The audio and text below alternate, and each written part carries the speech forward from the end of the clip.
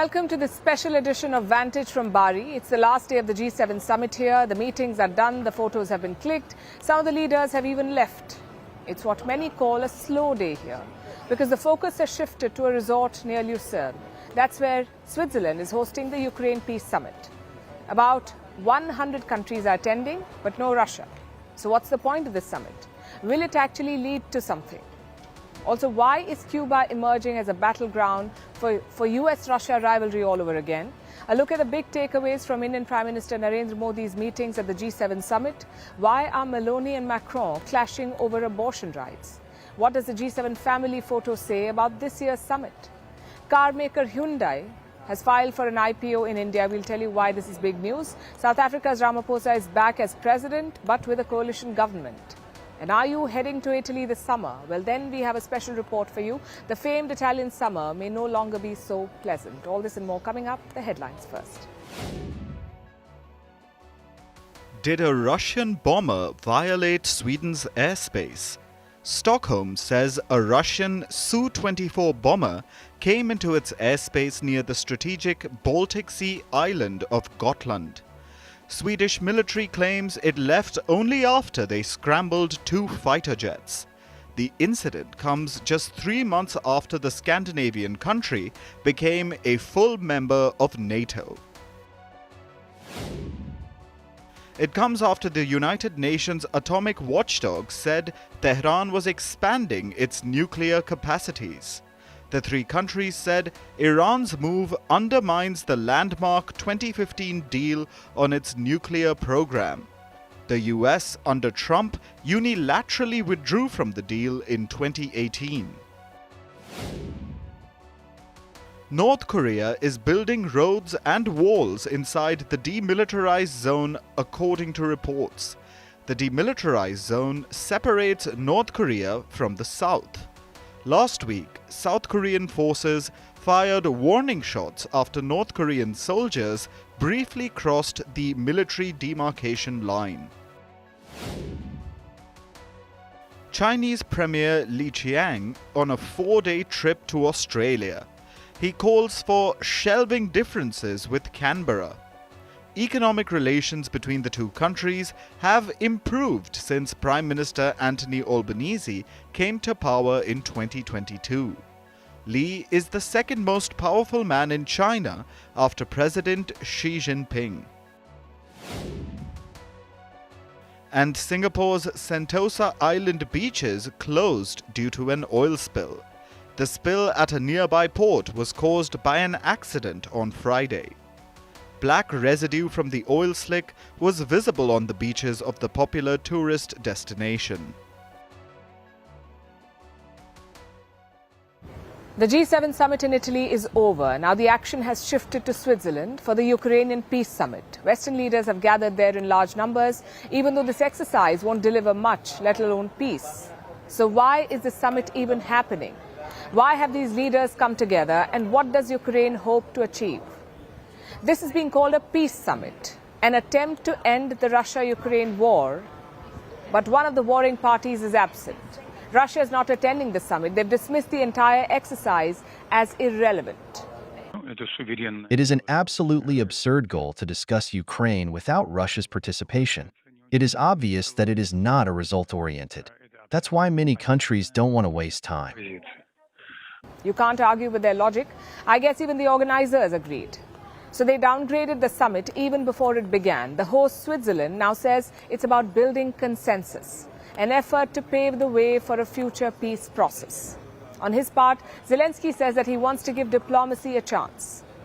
The views, ideas and leadership of each nation are equally important to us. And everything that will be agreed upon at the summit today will be part of the peacemaking process that we all need. I believe that we will witness history being made here at the summit. At the same time, this summit also exposes the limits of Ukraine's diplomatic heft. 160 countries were invited to the summit, only 92 are attending, so a little more than half. And here's a breakup of the guest list. 57 attendees are heads of state, 29 are ministers and 6 are diplomats. Besides that, heads of the European Union and the United Nations are also attending.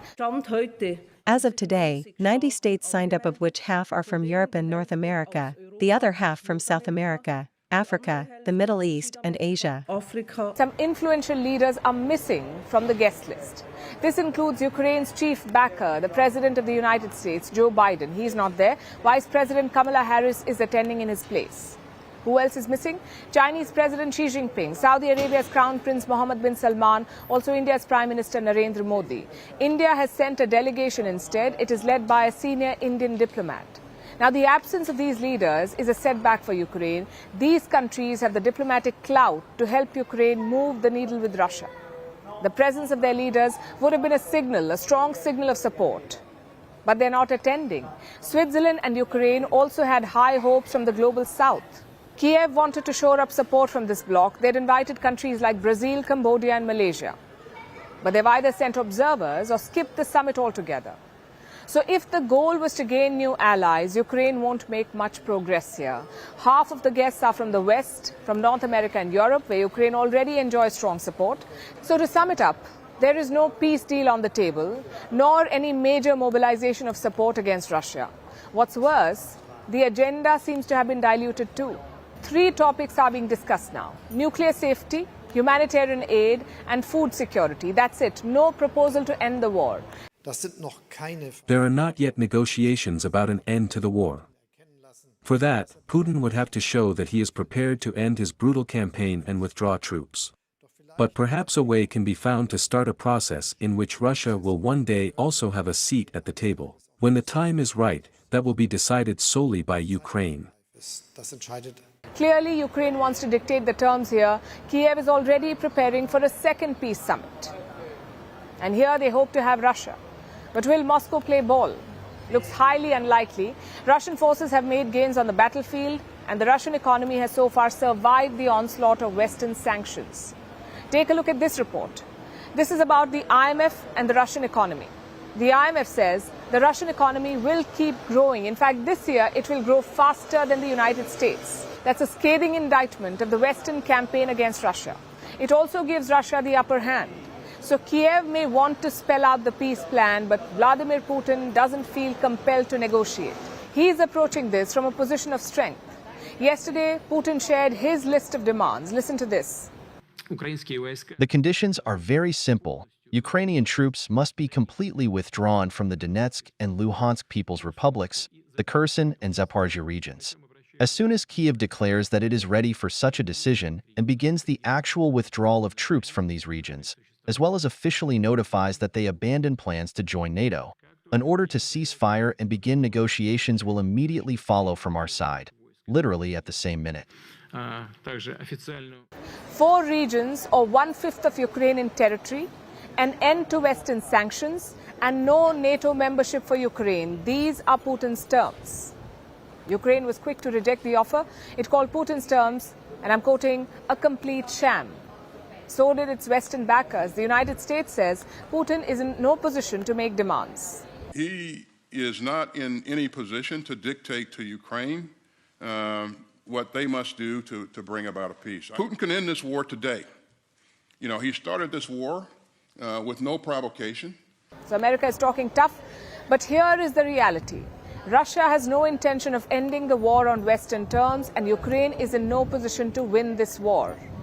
Plus, a failed peace summit may open up new challenges for Kyiv, because China is making moves. Reports say Beijing is ready to push a rival peace plan. It is lobbying other governments and calling for its own international peace conference. Remember, Beijing has been a strong critic of the summit in Switzerland, mainly due to the absence of Russia. China has repeatedly emphasized that the peace summit should have the 3 important elements of acceptance by the Russian and Ukrainian sides, equal participation by all parties, and fair discussion of all peace proposals. Not surprisingly, Russia has already endorsed this plan. Russian Foreign Minister Sergei Lavrov supports the idea. Ukraine may choose to reject it, but without any substantial gains on the battlefield, Kyiv is running out of options. The other big development we are tracking is in Cuba. It looks to have become a battleground once again for the US-Russia rivalry. We told you what happened earlier this week, how a Russian nuclear submarine docked in Havana. Now the US has sent its own sub to Cuba, a nuclear-powered fast attack submarine called the USS Helena. There have been a lot of American vessels called the Helena. The one currently in Cuba is the USS Helena SSN 725. It's a Los Angeles-class submarine, and it's built to take down other subs. The vessel arrived in Cuba on Thursday, just a day after Russian warships docked in Havana. The American ship is not in the Cuban capital, though. It's in the U.S. naval base in Cuba, Guantanamo Bay. Many of you would have heard about Guantanamo Bay, or Gitmo as some like to call it. It's both a naval base and an infamous prison where the US tortured people, because torture is not permitted on American soil. So Guantanamo was their workaround, their offshore torture chamber. And now it is the site of a US-Russia blinking contest. The Americans will deny this, of course. They say their submarine is making a routine stop, something they had planned weeks ago and informed the Cuban authorities about. This is probably true, but it doesn't change the optics. From the outside, it looks like the US is challenging Russia, saying, whatever you can do, we can do it too. It's a strong statement. It keeps American pride intact, but it also puts the rest of the world in danger. Russia was clear when it sent its warships to Cuba. As soon as it comes to military exercises, naval voyages, some kind of joint exchanges, delegations, or observations of various maneuvers, we immediately hear from the Western public questions and desires to clarify, what are these messages about? And when, speaking your language, we send messages through political diplomatic channels, when the President of the Russian Federation gives hours-long interviews, communicates with representatives of all countries, both friendly and unfriendly, answers questions from journalists, including from Western countries, somehow these messages, these statements, these hours-long detailed comments are not perceived as signals. Moscow says it's the only way to get the West to listen. That without shows of strength, the West will not engage, and that logic is also problematic. It also brings the world closer to the edge, but does that excuse the American attempts at one-upmanship? The Russian vessels had already arrived in Cuba, so Washington knew that the region was a powder keg. Reports say that there were debates in the US about going ahead with a submarine deployment, whether they should do it or not. There was a debate. In the end, it seems ego prevailed over common sense. The US did not want to set a precedent. They did not want foreign movements to affect their routine deployments. So they went ahead and sent the USS Helena, ignoring the potential consequences of their actions. And it's not just Russia that's facing America's inconsiderate behavior. There's also another angle to this: Cuba's frustration. Cuba and the US are not on friendly terms, but the US has a base in the country. Ever wondered why? It's because the country signed the Guantanamo deal back in 1903. You heard that right, 1903, more than 120 years ago. The base was given to the US in perpetuity for a few $1,000s a month. So Guantanamo is the oldest US overseas base in the world. Havana says that Washington had strong-armed them into signing this deal, and they wanted to shut it down for decades. But the US has refused to give it up, and Washington keeps antagonizing Havana with its activities at the base. Last year, the US had sent another nuclear submarine to Guantanamo, despite Cuba's explicit protests. They did not want the submarine last year, and they did not want one this year either, and the US knows this. They believe that Cuba approved the Russian submarine visit, hoping it would keep the Americans away. But the US, being the US, decided to do what it wanted anyway. Now, all of this is bad enough on its own, but yesterday there was a further escalation, this time by an unlikely source, Canada. Canada decided to send a Navy patrol to Cuba, to the capital Havana, where the Russian warships docked on Wednesday. Canada is also saying that this is a routine visit, which has nothing to do with the Russian vessels being there, but all of this sounds too provocative to be routine. It's a sign that the world is approaching the brink. It seems as though we're already back in the Cold War era.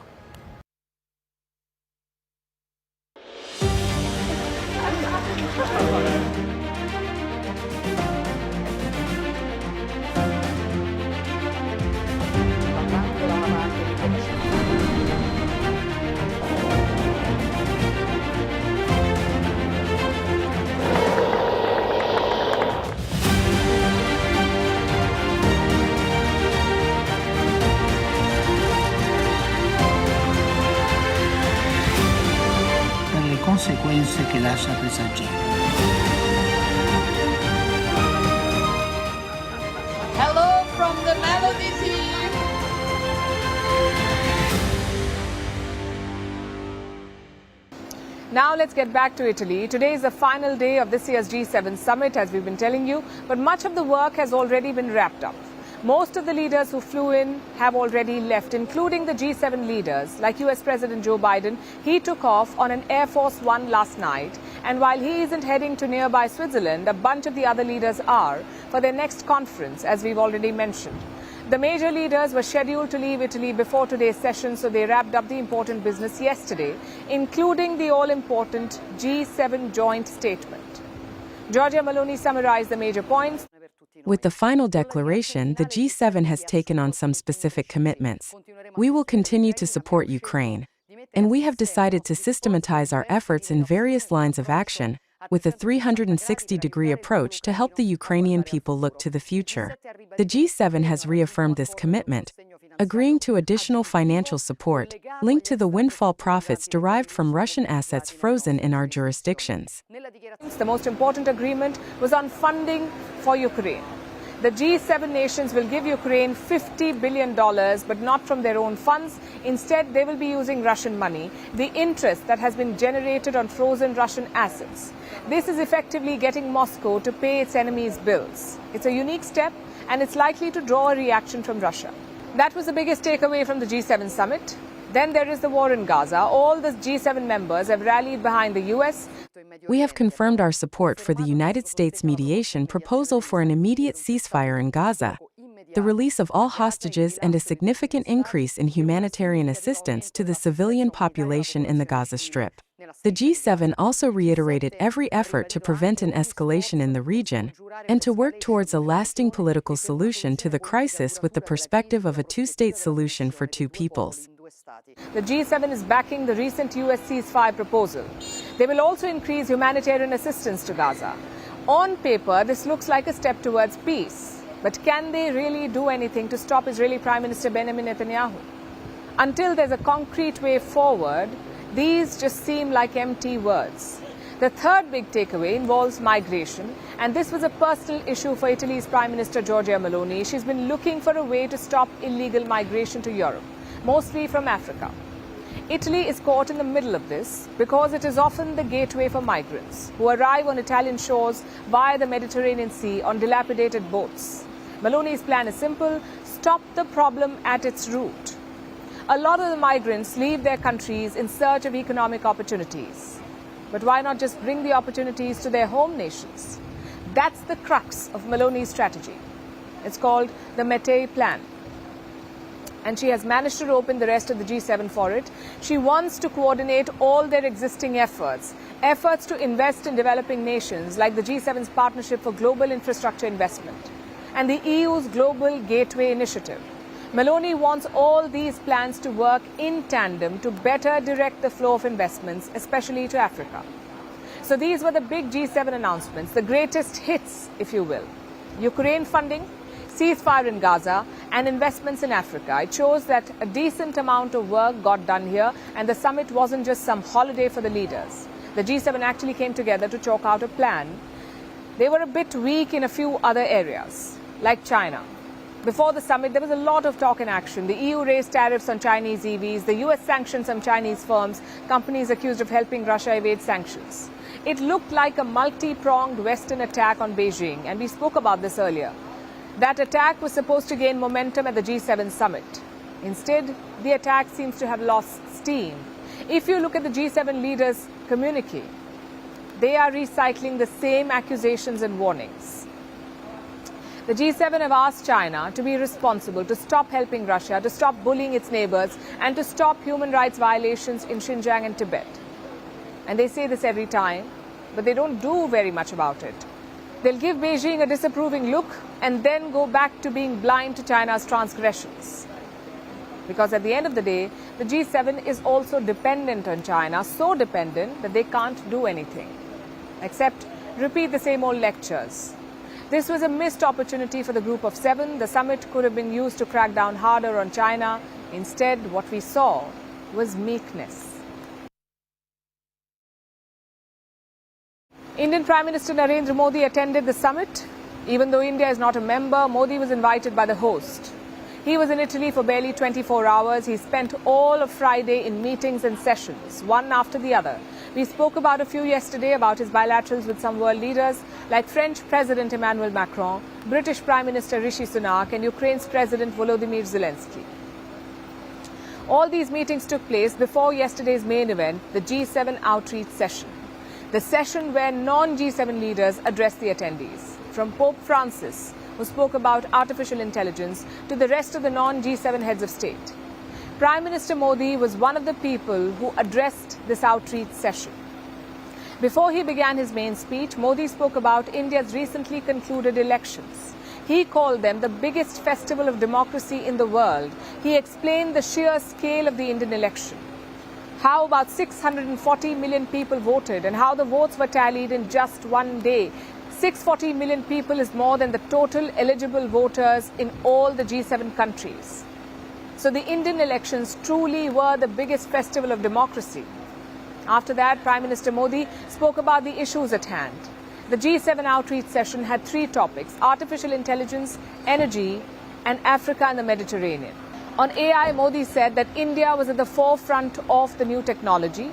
He mentioned how India was one of the first nations to formulate an AI strategy. And he spoke about India's AI mission, the one launched this year. It's called AI for All. After this, the Indian Prime Minister moved to the topic of energy, and this is, of course, related to climate. Modi reiterated India's commitment to go carbon neutral by 2070. He also spoke about a new scheme that was recently launched, a tree plantation drive launched on Environment Day, which was on the 5th of June. Modi asked other leaders, the other leaders present here, to join India on this plantation drive. Then came the topic of Africa, the migration of Africans to Europe. This, as we've been saying, is a major issue for the Europeans, and Italian Prime Minister Giorgia Meloni is keen to tackle it. Her plan is to invest in Africa to help develop the continent. Prime Minister Modi spoke about India's contributions to Africa's development.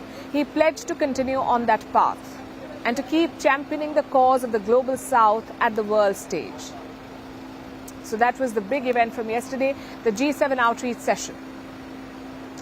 But Prime Minister Modi's day did not end there. In the few hours before his flight home, he had other meetings, bilaterals with multiple leaders, like the G7 host Giorgia Meloni.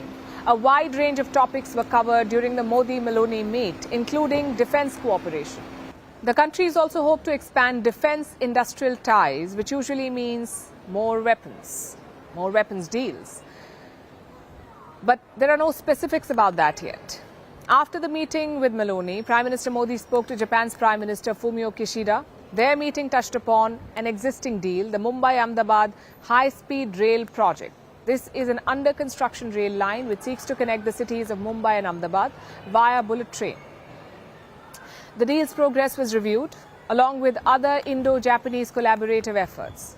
Modi then met with some of the other leaders present, like German Chancellor Olaf Scholz and US President Joe Biden. He also briefly interacted with Canada's Prime Minister Justin Trudeau. There was an air of frostiness in that meeting, which can easily be gauged from Modi's social media posts.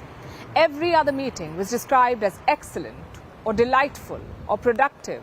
The one with Trudeau was merely noted. After the hectic social calls and sessions, it was time for Prime Minister Modi to go home. So what should be the key takeaway from Modi's summit? What should we take away from this summit? One common theme seems to be defence. Almost all of his bilaterals involve talks of defence partnerships. France, the UK, Italy, India seems to be trying to forge defence ties with all of them. Diversifying supplies, basically, which would also mean a range of options when it comes to defence equipment for New Delhi. Then there were talks on trade and ongoing projects, which was only to be expected. But there's a bigger message in all of this. Prime Minister Modi's presence at the G7 for the 5th consecutive year is a signal to the world that this should start looking routine by now, because India is coming into its own on the global stage. Beaming smiles, bear hugs, even some birthday celebrations. G7 leaders may have put on a show of unity this week, but it was not all la dolce vita. While the G7 was united on Ukraine, it seemed very divided on abortion rights. The word abortion was omitted from this year's statement, and reports suggest that it was Italy's doing. That did not seem to go down well with the group, with French President Macron and Italian Prime Minister Meloni even having a spat over it. Our next report brings you the details.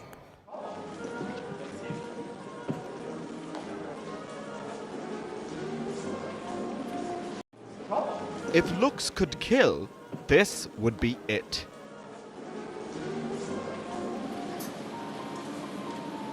It was the night of the G7 dinner in Brindisi. The setting was a Swabian castle. It was a grand affair with all the G7 leaders. But not all was well between these two, French President Emmanuel Macron and the host, Italian Prime Minister Giorgia Meloni. Her withering look was proof enough for that.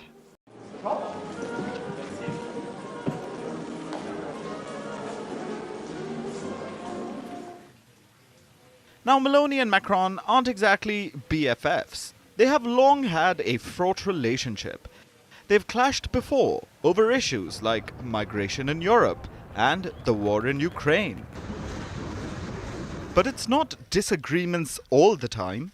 These two have worked together as well. Maybe they're what Gen Z calls frenemies. This time, the fight was over this. The G7 Summit Declaration, the crowning document of the two-day meeting. The document referred to comprehensive sexual and reproductive health and rights for all. But there was no mention of one word, abortion. It was missing from the text. Compare it with the G7's 2023 communique. It explicitly calls for access to safe and legal abortion and post-abortion care. Reports suggested that this was the doing of Italy, the host of the G7 summit. It says Meloni tried to water down the language on women's rights. Now, no one knows how much of this is true. Meloni does belong to a far-right party. She is opposed to abortion, but she has never publicly questioned the right to abortion in Italy. Abortion has been legal in Catholic-majority Italy since 1978. It hasn't changed. But in recent years, access can be a challenge. Now, the Italian Prime Minister has denied these G7 reports. She says Italy did not try to dilute the declaration. But Macron wouldn't have it. He was asked about this by an Italian journalist, and this is what he had to say. France shares the vision of equality between men and women. It is not a vision that is shared by all the political spectrum. I regret it, but I respect it because it was the sovereign choice of your people. Quite the choice of words there, especially against the host. And Meloni was not going to let it slide. She defended Italy, accusing Macron of playing politics. She said he was using the G7 to campaign for the upcoming French parliamentary elections. That explains the steely glare she gave him. And by Friday, the issue snowballed. The Meloni-Macron spat made the front pages in Italy. It was all everyone was talking about. So Macron did some damage control. He said he had no desire for controversy. Well, desire or not, the damage was done. Now, while this year's G7 statement doesn't mention abortion or LGBTQ+ rights, it does refer to last year's communique from Hiroshima, where abortion was mentioned. Some say the omission could be because of the presence of Pope Francis and the Catholic Church's position on abortion. So, this 50th G7 summit in Italy took place amid 2 wars, multiple conflicts, and a sluggish global economy. The G7 leaders had a lot to agree and disagree upon, but it looks like it was abortion rights that divided the group.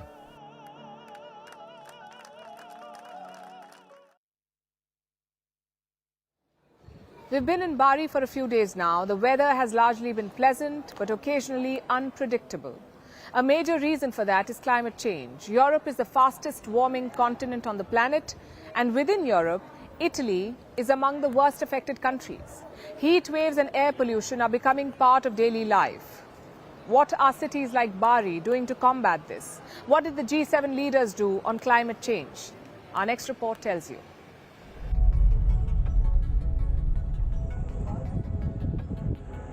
It's our last day in Bari, and we may have dodged a bullet because the weatherman has brought worrying news.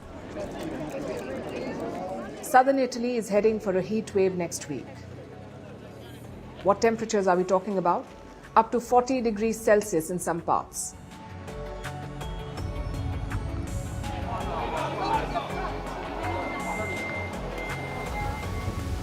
The culprit is something called an anti-cyclone in Africa.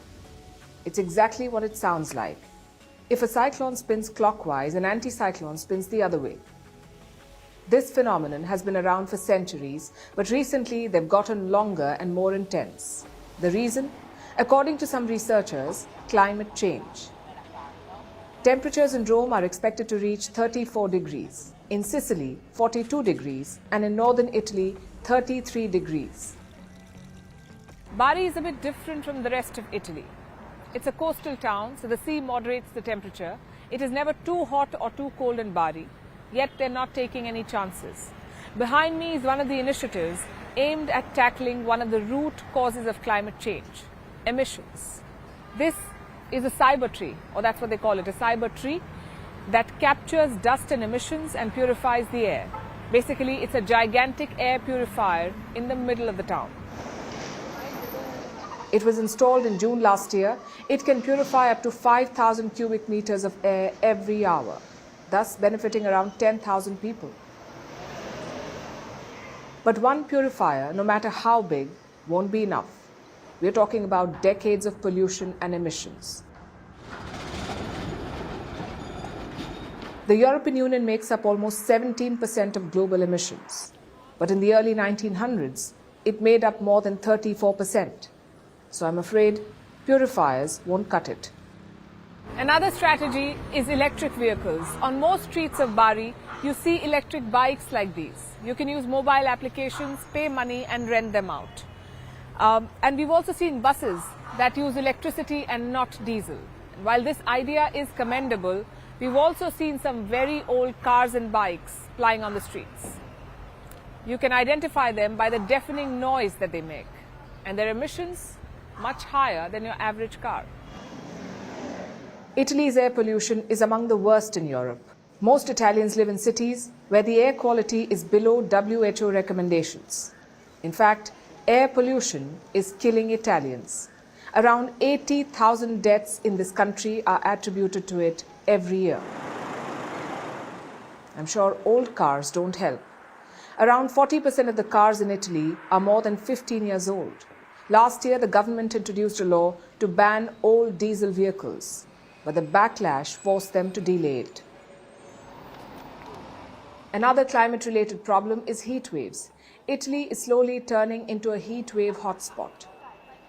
In the summers, the heat accounts for 2.4% of the excess deaths in Italy. These are deaths over and above the average mortality. Last year was especially bad. 2023 was the third hottest year on Italian records. The country reported 11 extreme weather events per day in 2023. Cities like Milan and Rome were seared by heat waves. Very hot. It's really hot. And we didn't realize this is heat wave. This is the first time what we feel in here. It's just like we can't go out. And it's just so humid, not like before. It's obviously better at the beach. At least you can get some sea air. In town, it's not possible to stay out there. It's too hot. It was a hot topic at the G7 too. Many activists have accused these countries of double standards. The G7 members have agreed to phase out coal in the next decade, but this is an old promise packaged in new words.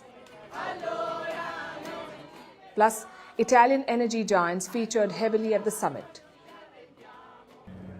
Giorgia Meloni's position on the issue is also confusing. She told the G7 to put ideologies aside to fight climate change. Yet, she voted against a European Green Deal. So the G7 did not deliver much on climate change. Activists gathered at the media center in Bari to protest the lack of progress. Most of them belonged to Extinction Rebellion, a global climate advocacy group. We call for this voice to be heard, that of the animals that are disappearing, of the biodiversity that is dying, and also of the people who are living in the front line of the eco-climate crisis, because international forums such as the G7 are not taking concrete action. We want a future. We simply want a future. We in Extinction Rebellion do not place blame, but we want something to be done by the people who now have the power to do it. We see such protests at every summit, but the world leaders don't seem to care. They fly in on private jets and personal planes, hold talks with energy bosses, make cosmetic promises, and then leave. The European summers were supposed to be warm, pleasant, and sunny, but now it's all very unpredictable. A lot of Italians say that they used to have 4 distinct seasons, but now it's hard to say. Consider what happened to us. We landed in Bari, expecting sunny weather. But what did we find? Rain clouds and showers. And this is what climate change is doing to places around the world. Now let's talk about a big story from India. Indian stock markets could soon see their biggest ever IPO. Car maker Hyundai is planning to go public. Hyundai is a South Korean car company. Its Indian subsidiary is planning a public listing. It could be valued at $30 billion. Hyundai plans to raise up to $3 billion through this IPO. After a sharp dip on election result day, Indian markets are near record highs again. Will this listing boost India's stock market further? Here's a report. India is the world's 3rd biggest car market, also perhaps one of the hardest to crack. So when a company like Hyundai makes an ambitious bet, it's worth taking note. Hyundai's India unit is making plans to go public. Hyundai is planning an IPO or an initial public offering where shares of the company are offered for the first time to the public. It is India's 2nd largest car maker, possibly valued at around $30 billion. Hyundai's South Korean parent plans to sell up to 142 million shares, that's about 17.5% of its stake in the Indian subsidiary. The plan is to raise anywhere between $2.5 to $3 billion. Hyundai has committed to invest another $4 billion in the next decade. Hyundai has also identified 3 potential areas of expansion. Hyundai has already invested $5 billion in India. The funds that will be raised is expected to fuel the next phase of expansion. Premiumization or selling more expensive cars, electric vehicles, and stepping up car exports from India. There are also some new goals Hyundai wants to achieve with this move beyond funding the expansion. The car maker hopes to also improve its visibility and brand image. India is Hyundai's 3rd biggest revenue generator, so an expansion makes sense. The listing could also create some records. Hyundai's public listing could be the biggest India has seen yet. The last major IPO in India was in 2022. That's when the state-owned Life Insurance Corporation of India, or LIC, listed on the exchanges. LIC raised around $2.45 billion from its IPO. Since 2021, India has seen a wave of new listings. Major brands like Zomato, Paytm, Nykaa and Policybazaar have gone public. But early investors in these companies have suffered losses. Can Hyundai break that jinx?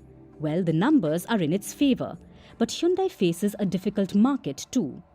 India's market for cars is growing. By 2026, India's auto industry is expected to be valued at $300 billion. But it is a highly competitive space. There are at least 15 major players competing for a slice of this market. Companies like Hyundai face a tough challenge from the homegrown players like Maruti Suzuki, Tata and Mahindra. There are also many cautionary tales. Major car companies like Ford, Fiat and Chevrolet entered India with much fanfare, but they failed to gain a sizable presence. Ultimately, they had to exit. In comparison, Hyundai now has considerable experience in India. It has been selling cars in the country for 28 years. So it should feel confident about its chances. When South Africa's parliament convened on Friday, it was unclear who would be elected as president. After marathon negotiations, back and forth calls and high political tension, a brand new coalition has been forged and Cyril Ramaphosa has been chosen to serve a second term as president. This is good news for him, but the hard part begins now. South Africa is one of Africa's most stable democracies, but it is entering a new era of political uncertainty with bitter rivals coming together to form a fragile coalition. Our next report has more. I accordingly declare Honorable MC Ramaphosa duly elected president. On Saturday, South Africans woke up to a new government. It'll be headed by Cyril Ramaphosa, who has been chosen for a second term as president by the country's first ever but fragile coalition government. Last month, South Africa held its national election, and Ramaphosa's party, the African National Congress or ANC, suffered a sharp decline in support. In fact, this was its worst electoral performance in 30 years, where it failed to secure a majority. The ANC has been governing the country with comfortable majorities since the end of apartheid. It is a major blow to the party, which now holds 159 out of 400 seats in parliament, short of the 201 needed to have a majority. So now it has agreed to a marriage of convenience with a long-term bitter rival, the Democratic Alliance, which is South Africa's second largest party, and the fifth largest, the Inkatha Freedom Party. Some of the other 15 parties in parliament are also expected to join the coalition, which the ANC is calling a government of national unity. This is unprecedented, and after feverish negotiations and an 11th-hour agreement, Ramaphosa is their chosen leader. This is happy news for the second-time president, who is being congratulated by world leaders. From America's Joe Biden to China's Xi Jinping. But the hard part is yet to begin, because his new government faces many challenges. For starters, the ANC has never functioned in a coalition. Now it must learn to work with others, and the learning must be quick. Because the new government consists of parties sharply divided on ideology, and this reflects in their policies. The DA has fought against race-based transformation policies, which the ANC has pushed for 3 decades. For many, it is unimaginable that the ANC and the DA could work together. DA is right-leaning. It has a mostly white leadership, and now it will be the ANC's main partner. As the next step, Ramaphosa will allocate cabinet positions, which will include members of the DA, meaning a greater voice to what was once the ANC's greatest opposition. So there's bound to be friction. Right now, the DA is trying to downplay the differences among the coalition partners. Given the fact that the voters of South Africa in this last election chose not to reward any party with its own majority, they now expect us to find each other and work together to be able to form a stable government who will work together to protect our constitutional democracy from assaults and attempts to undermine it by the forces of those who do not believe in constitutionalism and would seek to see our constitution diluted or done away with. The coalition could be a good idea for South Africa. It could force the ideological parties to the center. It could also rein in the ANC, which has caused significant anger among the public over corruption, unemployment, and crime. And this is Ramaphosa's second biggest challenge, restoring the image of a party that was once led by Nelson Mandela. I feel so proud about it. At least there's no only one, only ANC is gonna rule the country. With DA also, they're gonna work together so that everything can become better. We've had a lot of challenges which the African National Congress failed to resolve. A different way of resolving these issues is to perhaps the Democratic Alliance has white people. At least if ANC can collaborate with white people, we can gain more power and maybe a lot can change and there can be more job creation. South Africa is one of the continent's most stable democracies, with a ticket for an uncertain political ride. At the steering wheel is Cyril Ramaphosa. Only time will tell how well he navigates the bumpy road ahead.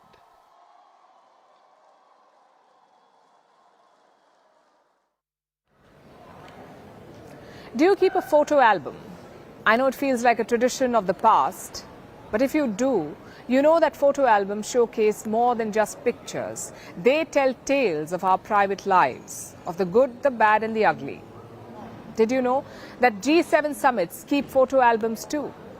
These are historic photo collections. They show leaders from the world's most elite nations coming together for carefully choreographed family photos.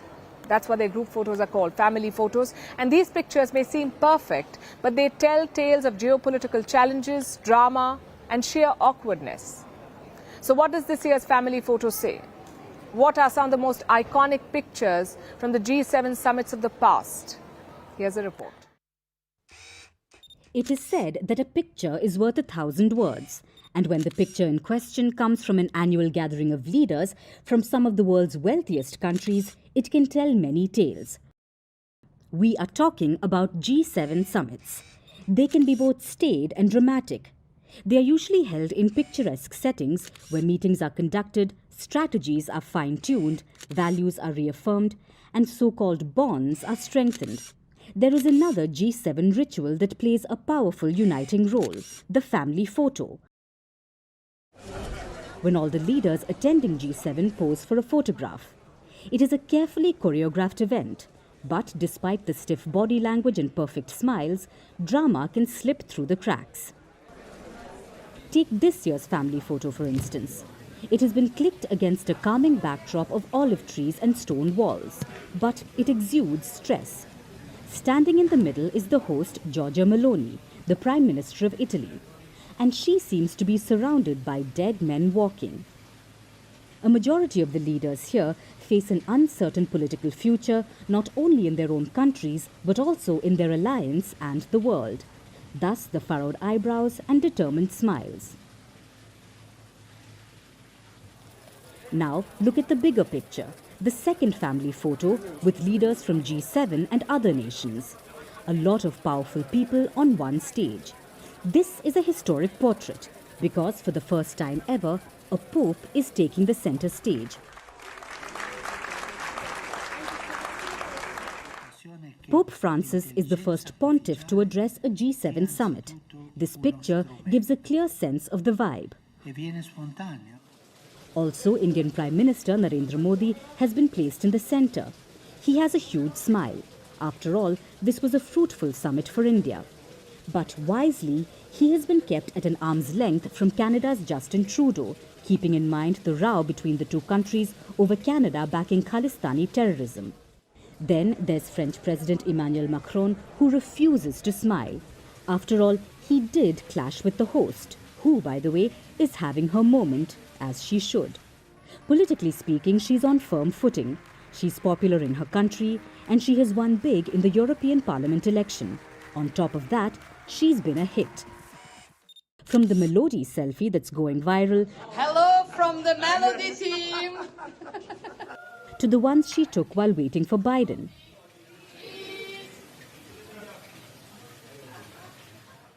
And let's not forget her death glare to Macron.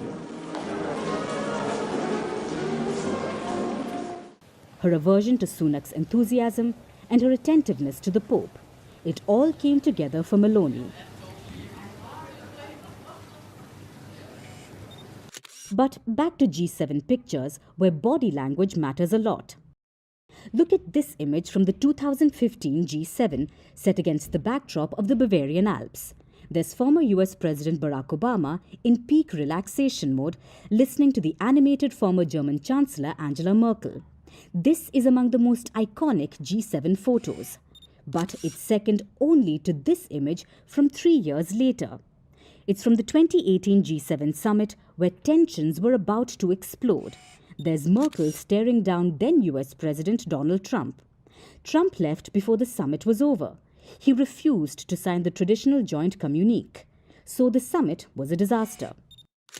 And the family photo says it all. The G7 summits are also not devoid of awkward moments, like when former US President George W. Bush gave Merkel an unrequested back rub at the 2006 summit, to not knowing whether or not to wave during last year's G7. So, all said and done, leaders can agree on matters, discuss important documents, and offer warm handshakes. Yet, the deeper story of the G7 summits doesn't necessarily come across in the documents that world leaders sign, but in the photographs that they take.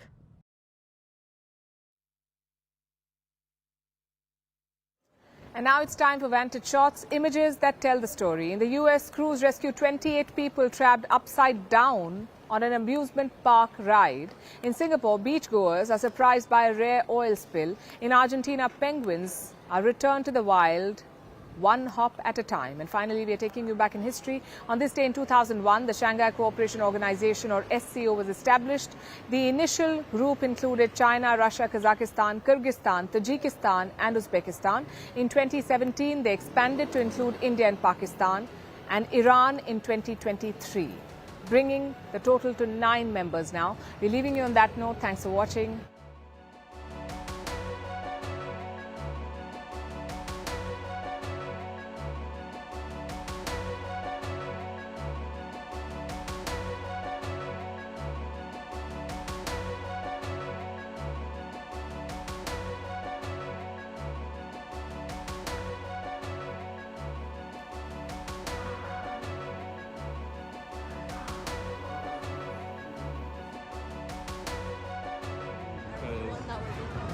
All the power is shut off on it too right now.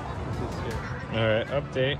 They're still up there. It's been about 5 minutes, maybe a little bit more, and they've just been hanging up there this whole time. Has this ever happened before? And she said no, and she said she's actually concerned for them.